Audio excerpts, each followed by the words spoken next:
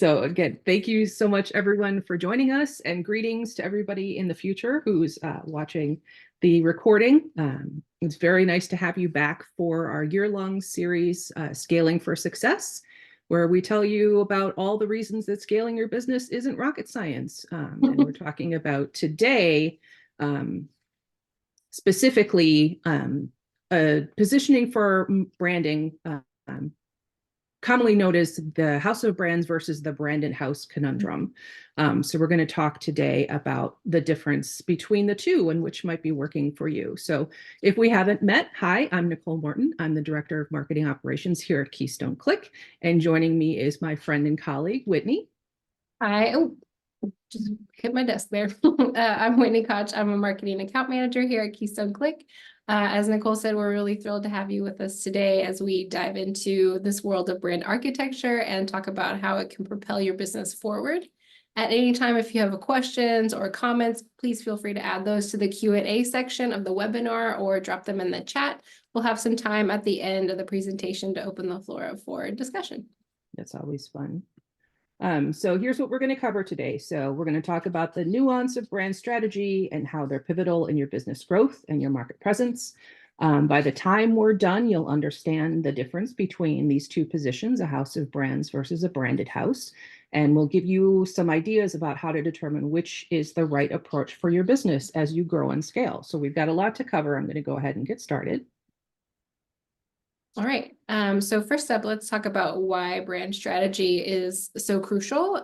You want to think about your brand as the anchor for your customer's journey. It's not just about being remembered, it's about being remembered for the right reasons. So consistency in your branding is key. Absolutely.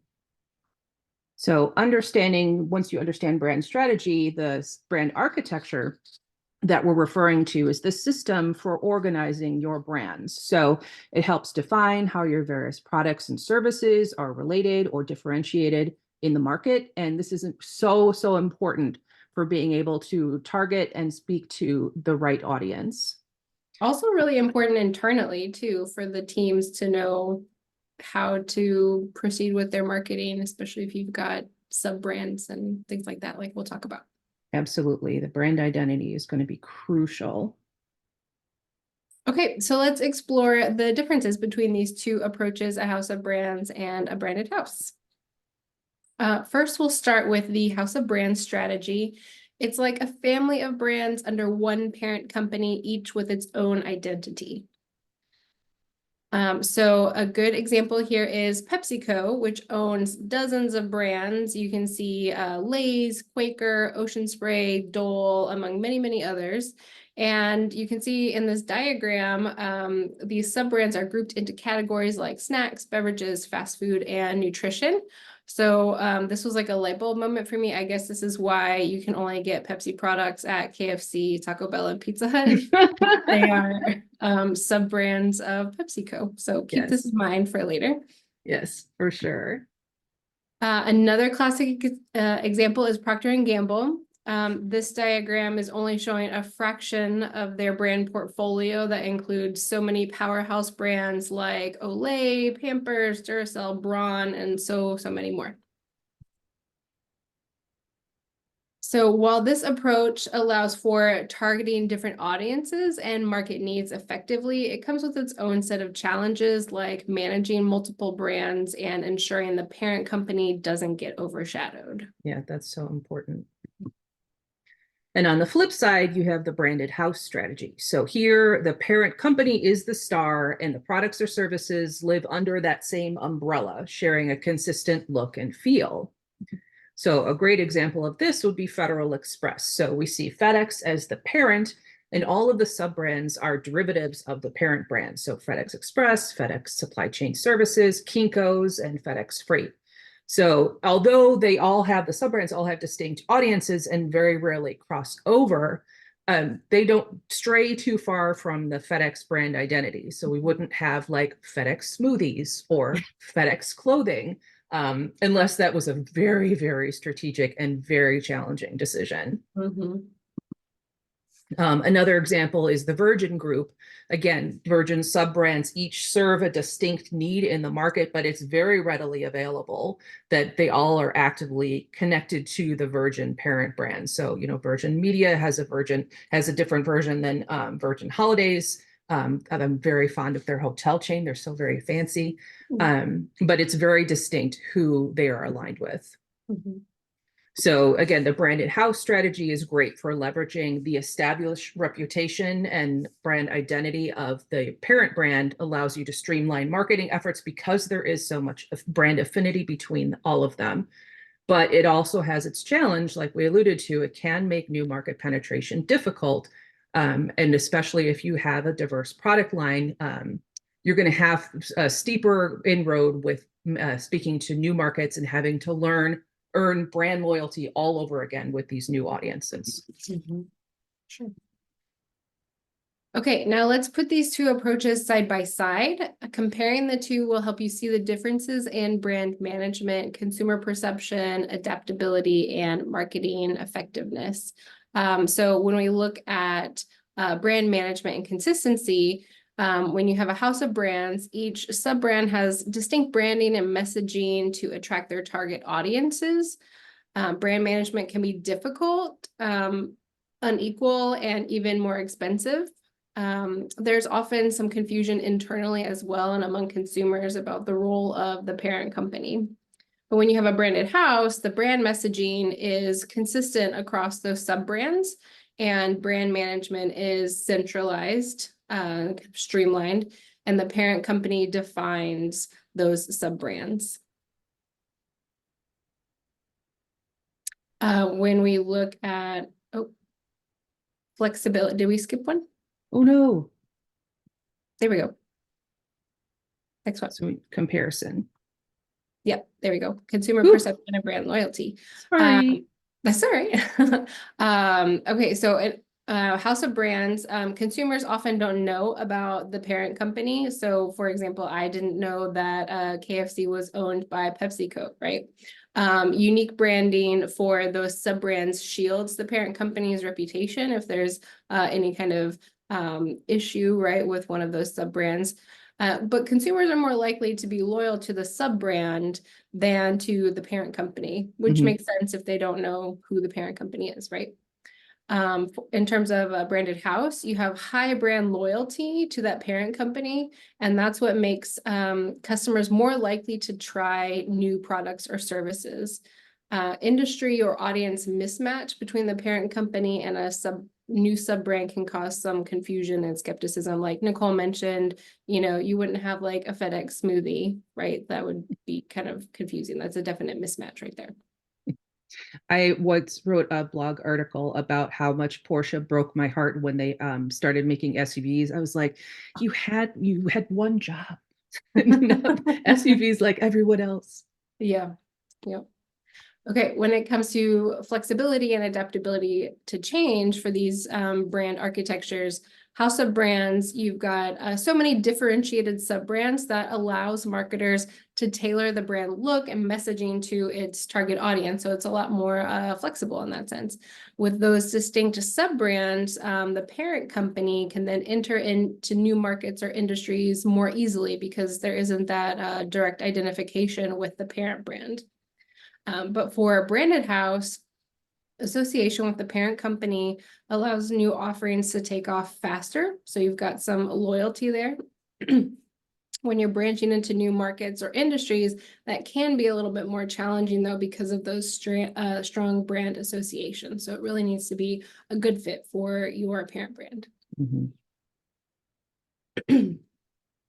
All right.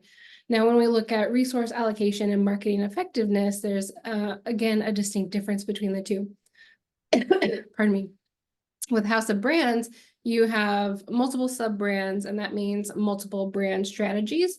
You're likely to have several independent marketing departments, and they're independent. You've got these different sub-brands, sub-companies, so they're likely not really interacting or collaborating with each other. So that's going to, increase your overall marketing costs because you've got so many independent marketing teams. With a branded house, you have a unified brand strategy, right? Everything is tying back to that parent brand. You typically would have a single marketing department focused on the parent brand. The parent brand really needs to be strong to drive that loyalty and those associations. Being on the same team then would allow the marketers to share their resources and work collaboratively with each other. And having one team means that you've got, you can centralize your marketing budget and share those funds. That's important. Mhm. So now that we've kind of distinguished the approaches from one another, how would you be able to decide which approach is right for you? So let's break it down by some of the factors that you might have to decide between. First and foremost, it's always about aligning with your market needs and your long-term business goals. And we talked about that much earlier in the year and for the bulk of last year. So your industry and your target market is going to play a huge role in deciding which direction you pursue. So things that we have to take into account are your industry and your target market. So do you have more diverse offerings in target markets, which are, defined into individual sub-brands? So each division has its own tailored marketing strategy. It's not a high barrier to entry to get into new markets, and there would be very minimal risk to the parent company. On the other hand, for a branded house, with your similar offerings and target markets, branching out could potentially hurt the parent company, the FedEx smoothie problem. Let's talk about market dynamics. So thinking about whether you have individual sub-brands that can more easily adapt to market changes without impacting the other sub-brands or the parent company, and that can be positive or negative. With a branded house, do you have more of a unified brand strategy that would make the sub-brands and the parent company less adaptable to market change? Another thing we have to consider is your business structure and what your capabilities are in terms of resources and staff and management. So if for a house of brands approach would be appropriate for someone who has distinct sub-brands and a greater agility that allows the parent company to offer a wide variety of products and services and to reach a broader target audience. Are you able to take advantage of cross-branding, interesting synergies between some of the child brands? But that does require, like Whitney had said, a wide marketing team to be able to develop and execute marketing strategies for each individual sub-brand. On the other hand, maybe a branded house approach is more appropriate if you have emphasis more on the parent brand, but that means that you have a little bit of restriction with respect to your target audience and offerings. If you have a deep marketing team with sub-brand experts or marketers that have specialize in specific channels or market segments or niche subject matter expertise, that might be the way to go for you. And then finally, we really do need to start thinking about long-term objectives and what your overall growth strategy is. So a house of brand approach would be appropriate for a company who is adept at maintaining and even expanding a portfolio of sub-brands. So are you able to introduce new sub-brands or acquire existing ones? Are you able to expand an existing sub-brand into new markets? Are you able to diversify an existing sub-brand offerings? And then the ability to grow each sub-brand's equity in turn, versus you might take a branded house approach if you are able to grow and strengthen the unified brand identity. If you're able to leverage the brand's reputation and your credibility and your customer loyalty across the sub-brands. So Coke and Diet Coke, people that know, they know. Are you able to reinforce your brand associations by maintaining that unified branding? So a rising tide lifts all boats. And is the strength of the parent brand enough to allow you to expand into new markets or product categories within underneath the parent company umbrella? So lots of things that you need to take into consideration when you're deciding which approach is right for your business. So let's talk about next steps. Deciding on your brand strategy, like we said, isn't just about looking at the present. It's about deciding where you see your business in the future, your industry, who you're targeting. So regardless of which you choose, a house of brands or a branded house, it should resonate with your audience and align with your long-term business goals. So that's a very precarious balance, but hitting it is the key to your brand's success. Oh my goodness, that was a lot to cover. It's such a short time. Okay, well, now we can open the floor up to some questions about the house of brands versus a branded house approach. You can drop questions in the Q&A section or into the chat. I see our friend Katie from M&I is here, and she is trying to diagnose the brand architecture of M&I, where she Ooh. works, because there's M&I, Manufacturers News Inc., and Mhm. then they have their baby brands, Industry Select and Industry Net. And she thinks they would be considered a branded house. What do you think, Nicole? That's very interesting. I think the key to diagnosing that would be if the parent brand were to go away tomorrow, how adept would the child brands be at surviving?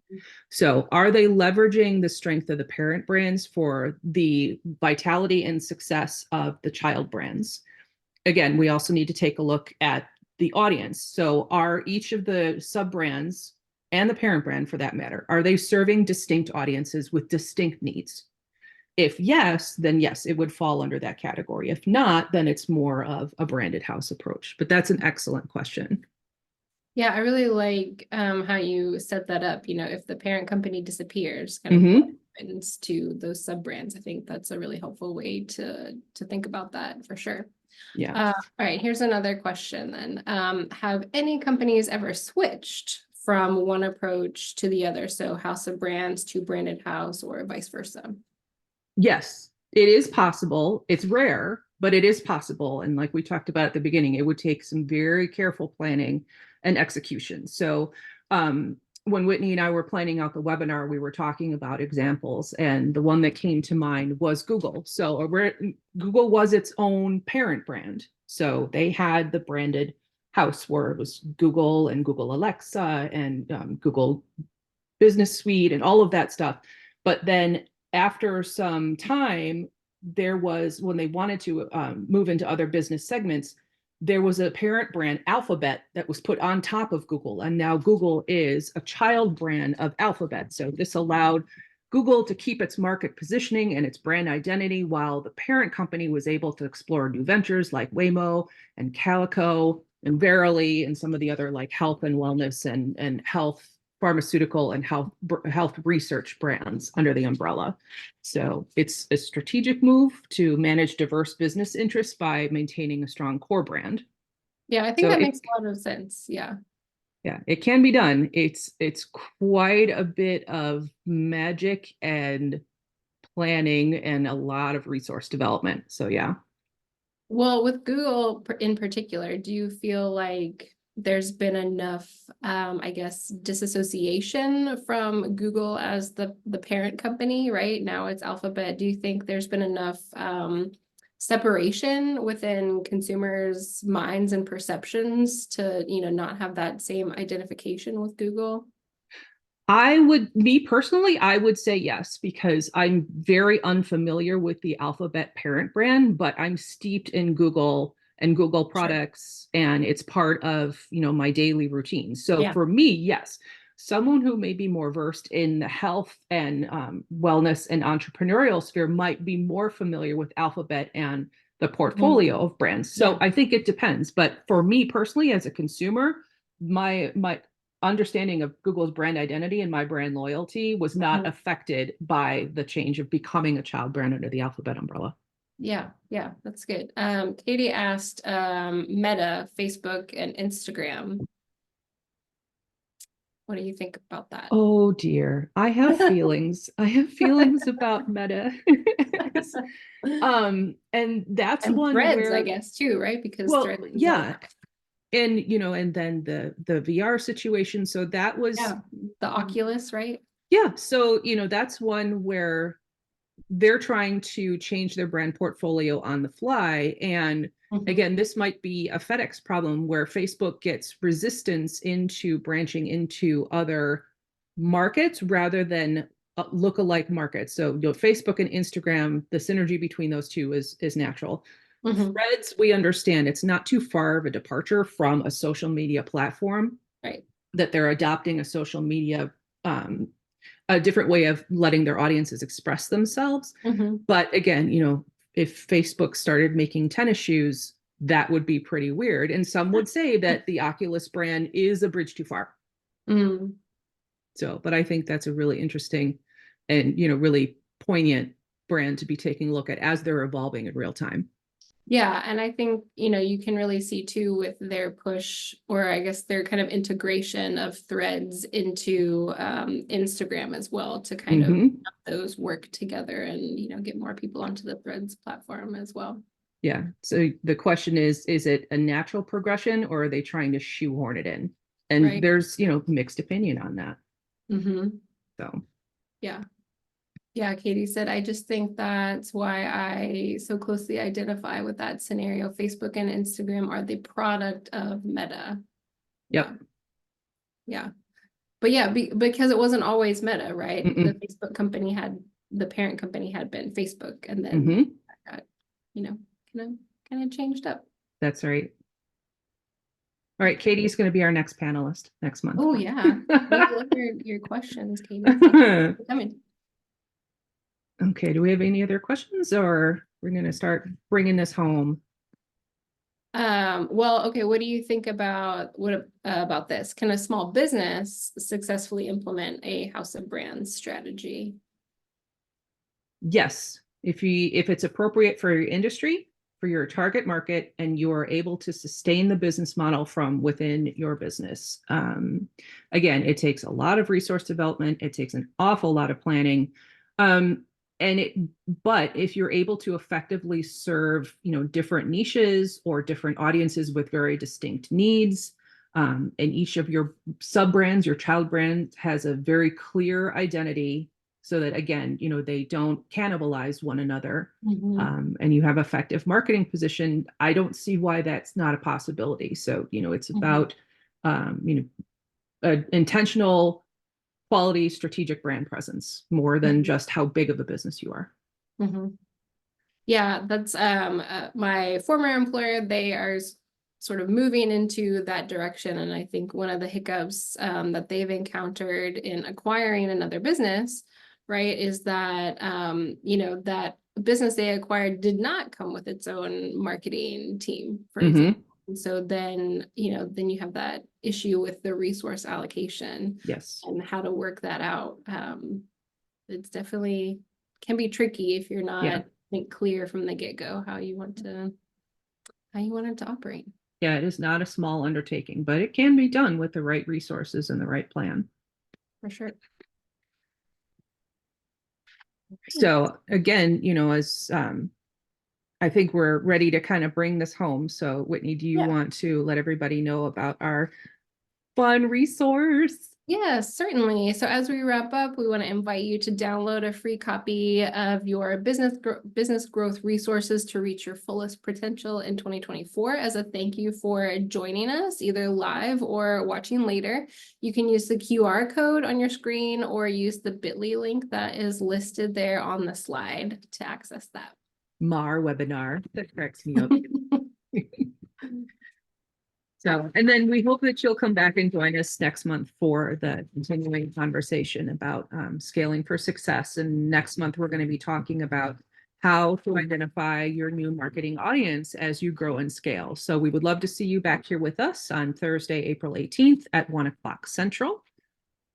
And again, thank you so much for taking time out of your busy day to join us. We hope you found this webinar informative, maybe a little bit thought-provoking. But we're here to help you make the best brand decisions for your company. And, again, don't hesitate to reach out to me or to Whitney or to any of the team at Keystone Click. These are our email addresses, and we'd love to hear from you on any of the socials, Facebook, LinkedIn, Instagram, and the platform formerly known as Twitter. So, thank you so much for joining us. And, we wish you all the best on your continued journey to business growth. Yes, thank you for being here. Have a great day, everybody.